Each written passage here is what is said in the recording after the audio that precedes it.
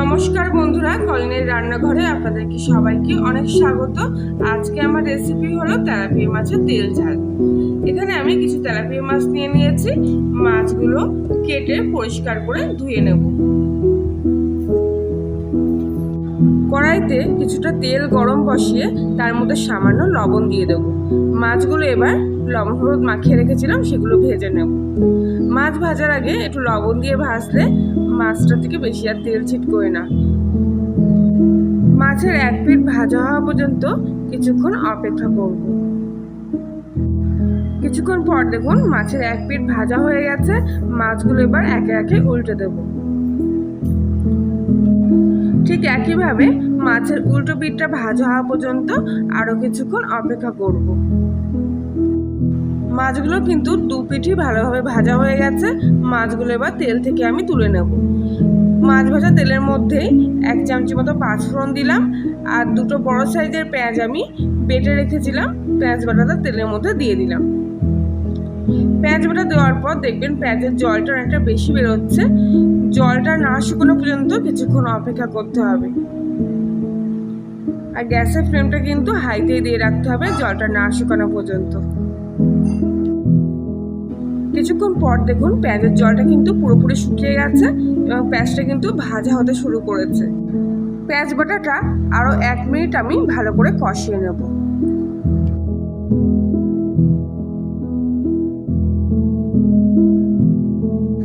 এরপর এর মধ্যে 1/2 চামচি মতো রসুন বাটা ভালো করে পেঁয়াজের সাথে কষিয়ে নেব। রসুনটা কিন্তু একটু ভালো করে ভাজা হতে হবে।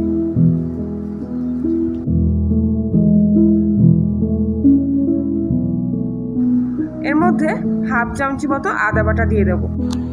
আদাটা রসুন ভাজার পর দিলাম, কেননা আদা দিয়ে কিন্তু বেশি আমি কষবো না।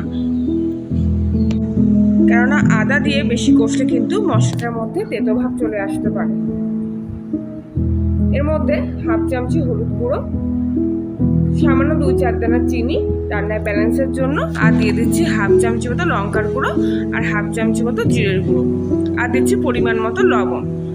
সব মশলাগুলো দিয়ে সামান্য একটু জল দিয়ে মশলাটা আবারও ভালো করে কষিয়ে নেব। মশলা ভালো করে কষানোর সময় সামান্য একটু জল দিয়ে কষলে কিন্তু মশলার কষাটা খুব ভালো হয়। গ্যাসের ফ্লেমটা মিডিয়ামে দিয়ে সবসময় মশলাটা কষার চেষ্টা করব। মশলার কালারটা অনেকটা চেঞ্জ হয়ে আসলে এর মধ্যে আমি একটা গোটা টমেটো কুচি আর 2টো কাঁচা লঙ্কা চিড়ে দিয়ে দিলাম। টমেটো কাঁচা লঙ্কার সঙ্গে মশলাটা আরো 1 মিনিট মতো ভালো করে কষিয়ে নেব।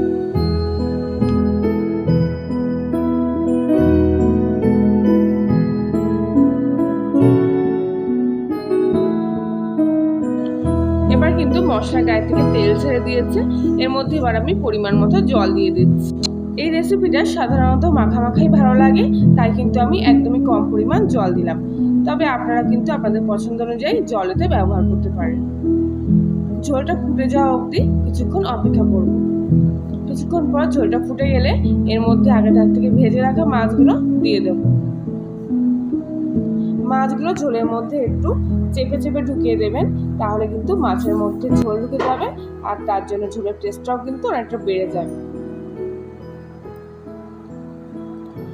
কিছুক্ষণ পর আমি এটা ঢাকনা দিয়ে ঢেকে দেবো আর গ্যাসের ফ্লেমটা কিন্তু মিডিয়ামে দিয়ে দেবো। প্রায় 5 মিনিট পর আমি ঢাকনাটা খুললাম আর দেখুন ঝোলের গায়ে থেকে কিন্তু তেল ছেড়ে দিতে আরম্ভ করেছে। তার মানে কিন্তু রান্নাটা আমার একদমই প্রায় হয়ে এসছে। মাছগুলো কিন্তু দেখুন অনেকটা মজে এসছে। এবার গ্যাসের ফ্লেমটা হাইতে দিয়ে আমি আরো 1 মিনিট ফুটিয়ে নেব। সব শেষে এর মধ্যে আমি 1 চামচি মতো গরম মশলা দিয়ে দেব। ভালো করে আবারও গরম মশলাটা ঝোলের সাথে মিশিয়ে নেব। রান্না কিন্তু আমার একেবারে কমপ্লিট। গ্যাসটা নিভিয়ে কিছুক্ষণ রেস্টে রেখে দেব। তেলাপিয়া মাছের এরকম তেল ঝাল হলে কিন্তু গরম ভাতে আর কিছুই লাগে না। রেসিপিটি ভালো লাগলে লাইক, শেয়ার, কমেন্ট করবেন। নতুন হলে সাবস্ক্রাইব করে পাশে থাকবেন। তাহলে আজকের মতো এখানে, আবার দেখা হচ্ছে অন্য একদিন নতুন কোনো রেসিপির সাথে। ততক্ষণ সবাই ভালো থাকবেন, সুস্থ থাকবেন, সাবধানে থাকবেন।